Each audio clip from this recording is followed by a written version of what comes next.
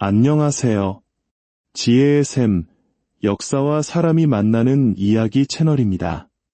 오늘은 우리가 평생 땀 흘려 모은 소중한 돈, 바로 그 내 돈에 관한 아주 중요한 이야기를 나누고자 합니다.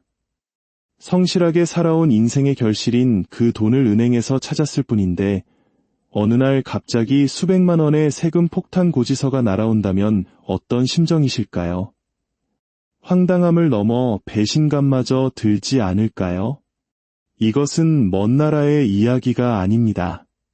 바로 지금 대한민국에서 우리 부모님 세대에게 실제로 일어나고 있는 일이며 2026년부터는 더욱 강력한 금융 감시망이 우리를 기다리고 있습니다. 평생 해오던 방식 그대로 은행을 이용했다가는 나도 모르는 사이 범죄자로 오인받고 억울한 세금을 내게 될지도 모릅니다. 오늘 이 이야기는 단순한 정보 전달이 아닙니다. 여러분의 소중한 재산을 지키기 위한 필수 생존 지침서입니다. 끝까지 집중해서 들어주시고 오늘 알게 된 내용을 반드시 기억해 주시길 바랍니다. 최근 몇 달 사이에 제보된 실제 사례 몇 가지를 먼저 소개해 드리겠습니다. 인천에 사시는 67의 김 어르신. 30년간 작은 가게를 운영하며 한 푼 두 푼 모은 8천만 원이 통장에 있었습니다. 곧 결혼하는 손자에게 축의금으로 3천만 원을 현금으로 찾아주셨습니다. 손주를 위하는 할아버지의 따뜻한 마음이었죠. 그러나 석 달 뒤 국세청으로부터 한 장의 공문이 날아왔습니다. 3천만 원의 출처를 증명하시오. 평생 세금 한 번 밀린 적 없이 성실하게 살아오신 어르신은 순식간에 탈세 혐의자가 되었습니다. 30년간 모은 돈이라고 아무리 설명해도 현금 거래가 많았던 과거의 기록을 증명할 방법이 없었습니다. 결국 가산세까지 더해 450만 원이라는 억울한 세금을 내셔야만 했습니다. 부산에 사시는 이른한 살박 어르신의 사례는 더욱 가슴이 아픕니다. 당뇨 합병증으로 건강이 악화되어 병원비로 사용하기 위해 매달 500만 원씩 6개월간 총 3천만 원을 인출하셨습니다. 그런데 이 거래가 금융정보분서관이라는 기관에 자동으로 보고되었습니다. 어르신은 알지 못하셨습니다. 현금을 일정 금액 이상 인출하면 인공지능 시스템이 24시간 감시하고 국가에 보고한다는 사실을 말입니다. 그저 아픈 몸을 치료하기 위해 내 돈을 찾았을 뿐인데 시스템은 이것을 의심거래로 분류해버린 것입니다. 도대체 이런 일이 벌어지는 걸까요? 정부가 국민을 괴롭히려고 작정한 것일까요? 그렇지는 않습니다. 여기에는 돈 세탁 방지라는 나름의 명분이 있습니다. 범죄 조직이나 비자금이 현금을 통해 검은 돈을 하얗게 바꾸는 것을 막기 위한 법입니다. 하지만 좋은 취지와는 별개로 그 과정에서 디지털 기기에 익숙하지 않고 평생 현금 거래를 해오신 우리 어르신들이 선의의 피해자로 전락하고 있는 것이 문제입니다. 범죄자를 잡기 위해 쳐놓은 그물에 평범하고 성실한 시민들이 걸려들고 있는 셈입니다. 핵심은 금융정보분서관 FIU 이라는 기관과 인공지능 시스템입니다. 우리가 은행에서 하루 1,000만 원 이상 혹은 한 달 합산 3천만 원 이상 현금을 인출하면 은행은 이 사실을 의무적으로 금융정보분서관에 보고해야 합니다. 이것은 은행 직원의 판단이 아니라 버튼 하나만 누르면 자동으로 전송되는 컴퓨터 시스템입니다. 마치 건강검진과 같습니다. 우리가 병원에서 피검사를 하면 수치가 자동으로 분석되죠. 수치가 정상이면 아무 일 없지만 조금이라도 이상하면 즉시 정밀검사 대상이 됩니다. 여러분의 현금 거래가 바로 1차 검사를 받는 것과 같습니다. 그리고 인공지능은 조금이라도 이상한 패턴을 발견하면 즉시 국세청의 세무조사 대상자 리스트에 여러분의 이름을 올려버립니다. 여기서 가장 억울하고 무서운 점은 증명 책임이 전적으로 우리에게 있다는 사실입니다.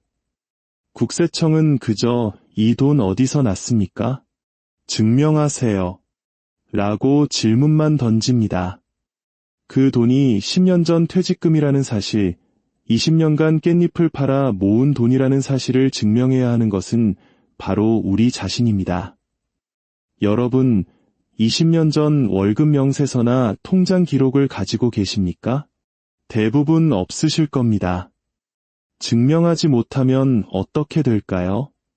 그 돈은 출처 불분명한 소득, 즉 세금을 내지 않은 숨겨진 소득으로 간주되어 무거운 세금과 가산세 폭탄을 맞게 됩니다.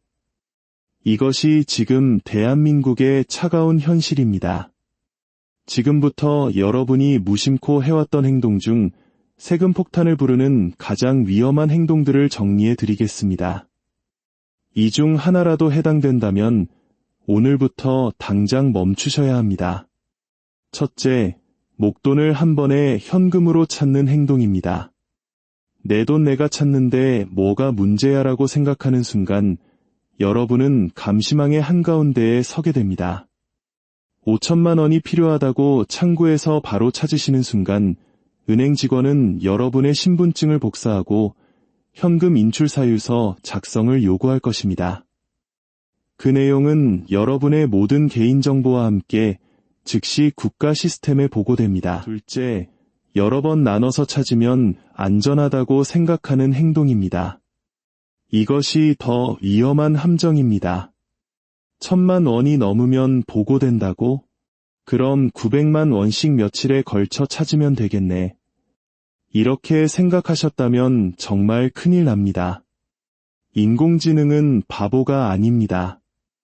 오히려 이런 행동을 규정을 피하려는 의도적인 행위, 즉 분산거래로 보고 가장 먼저 의심합니다. 월요일 900만 원, 화요일 900만 원, 수요일 900만 원.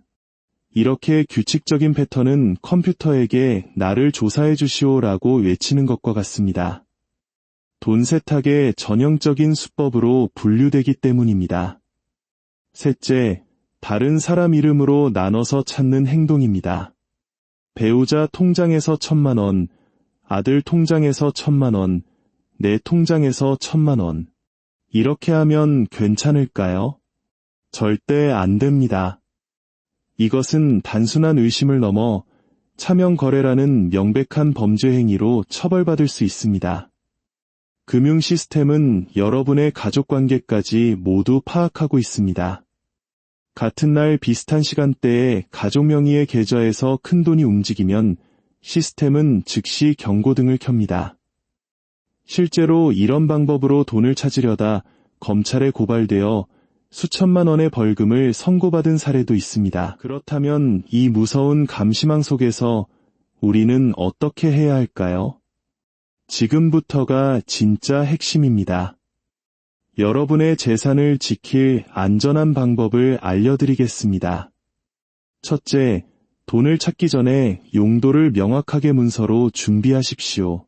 막연히 생활비라고 말하는 시대는 끝났습니다. 집 수리비가 필요하다면 반드시 공사업체로부터 정식 견적서를 받으십시오. 자녀 결혼 자금이 필요하다면 청첩장과 예식장 계약서를 준비하십시오. 병원비가 필요하다면 진단서나 치료비 확인서를 병원에서 발급받으세요.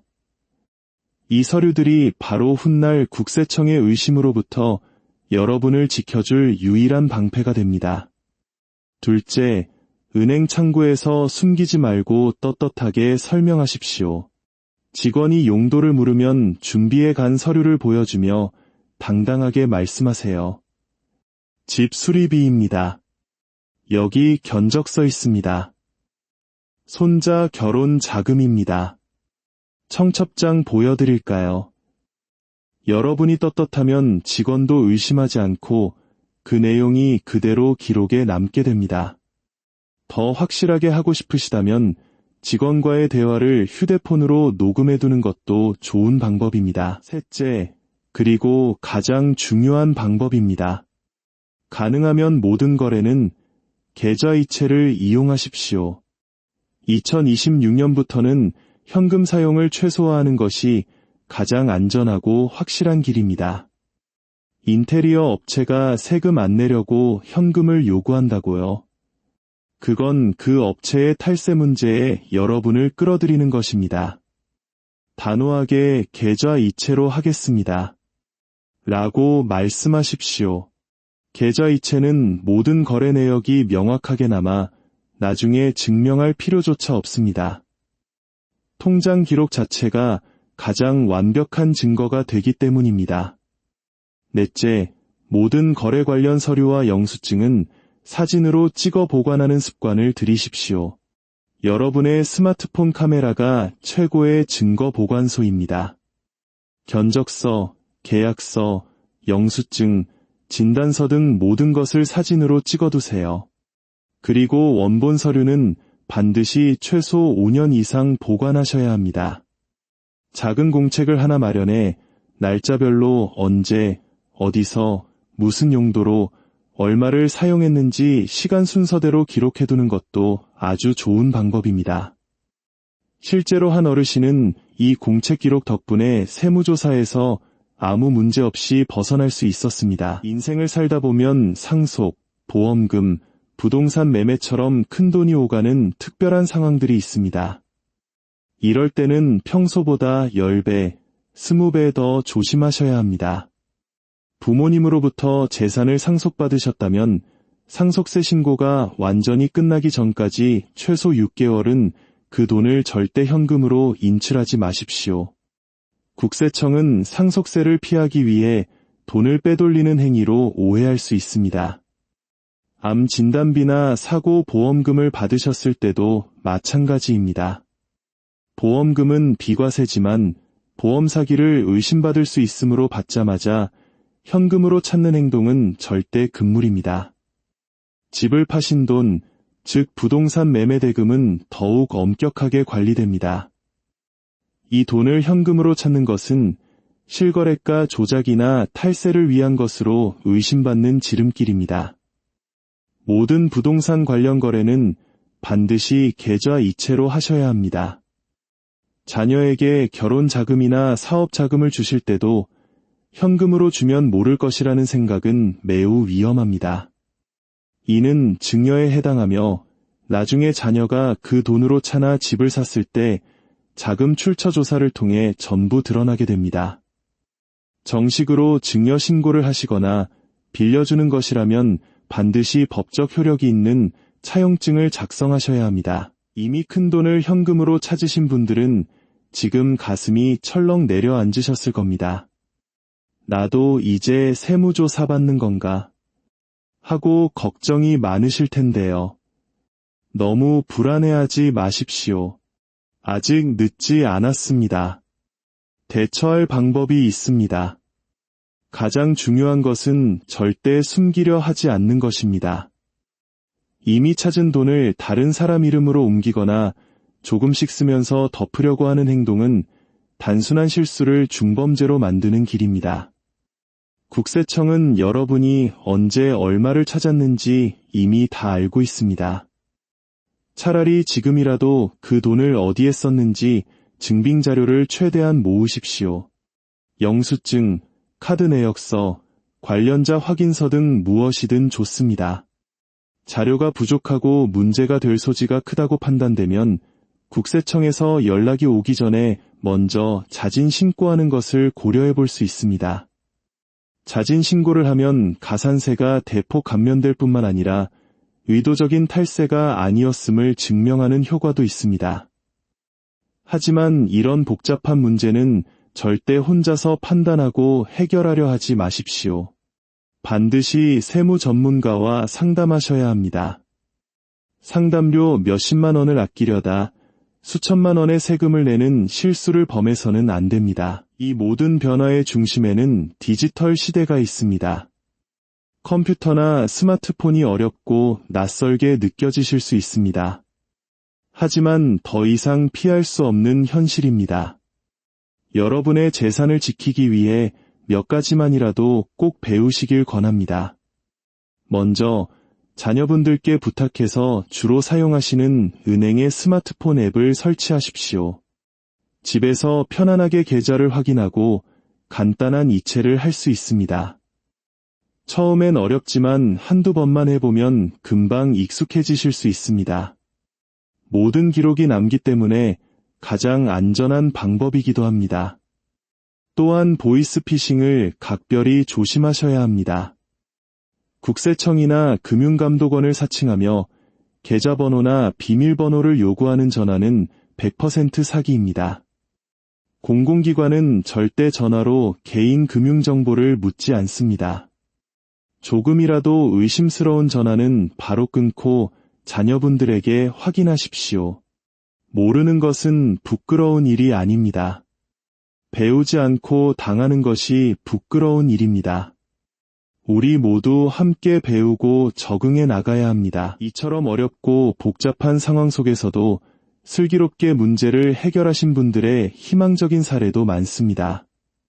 남편과 사별 후 1억 2천만 원의 보험금을 받으신 74살 할머니 한 분은 막막함에 주저앉는 대신 동사무소 무료법률 상담부터 시작하셨습니다. 세무사를 소개받아 모든 계획을 함께 세우고 모든 지출을 계좌 이체와 기록으로 남기셨습니다. 결국 아무 문제 없이 모든 절차를 마무리하고 지금은 편안한 노후를 보내고 계십니다. 그분은 알고 나니 별거 아니더라. 우리도 할 수 있다. 고 말씀하셨습니다. 퇴직금 8천만 원을 현금으로 찾았다가 세무조사 통지를 받고 패닉에 빠졌던 68살 할아버지도 자녀와 세무사의 도움으로 3개월간 증빙자료를 꼼꼼히 모아 제출한 결과 예상 세금의 10분의 1만 내고 마무리할 수 있었습니다. 여러분, 이분들은 특별한 분들이 아닙니다. 여러분과 똑같은 우리 이웃입니다. 차이점은 단 하나, 포기하지 않고 배우고 제대로 대응했다는 것입니다. 여러분도 충분히 하실 수 있습니다. 오늘 긴 시간 동안 함께 해주셔서 진심으로 감사합니다. 마지막으로 오늘 내용을 다시 한번 정리하겠습니다. 첫째, 2026년부터 은행 현금 거래 감시는 인공지능을 통해 더욱 강화됩니다. 둘째, 목돈을 한 번에 찾거나 쪼개서 찾거나 다른 사람 이름으로 찾아도 시스템은 모두 감지합니다. 셋째, 모든 거래는 최대한 계좌 이체를 이용하고 모든 서류는 반드시 사진과 원본으로 남기십시오. 넷째, 문제가 생겼을 때는 숨기지 말고 전문가와 상담하여 정면으로 대응해야 피해를 최소화할 수 있습니다. 이것은 두려워할 문제가 아니라 제대로 알고 대비해야 할 문제입니다. 오늘 이 정보가 여러분의 소중한 재산을 지키는데 단단한 방패가 되었기를 바랍니다. 그리고 이야기가 나에게만 필요한 정보라고 생각하지 마십시오. 여러분의 배우자, 형제자매, 그리고 주변 친구분들께 이 내용을 꼭 공유해 주십시오. 여러분의 공유 한 번이 억울한 세금 폭탄으로 고통받을지 모를 소중한 한 사람을 구할 수 있습니다. 저희 채널을 구독하고 알림 설정을 해두시는 것은 앞으로 받길 더 중요한 금융 정보들을 놓치지 않는 가장 확실한 방법입니다. 구독은 이처럼 값진 정보를 만드는 저희에게 큰 격려가 됩니다. 세상은 빠르게 변하고 때로는 그 변화가 우리를 억울하게 만들기도 합니다. 하지만 기억하십시오. 여러분은 평생을 성실하게 살아오신 이 사회의 자랑스러운 어른들입니다. 당당하게 배우고 지혜롭게 대응하여 우리의 소중한 권리를 함께 지켜나갑시다. 다음 시간에 더욱 유익한 정보로 다시 찾아뵙겠습니다. 늘 건강하고 행복하십시오.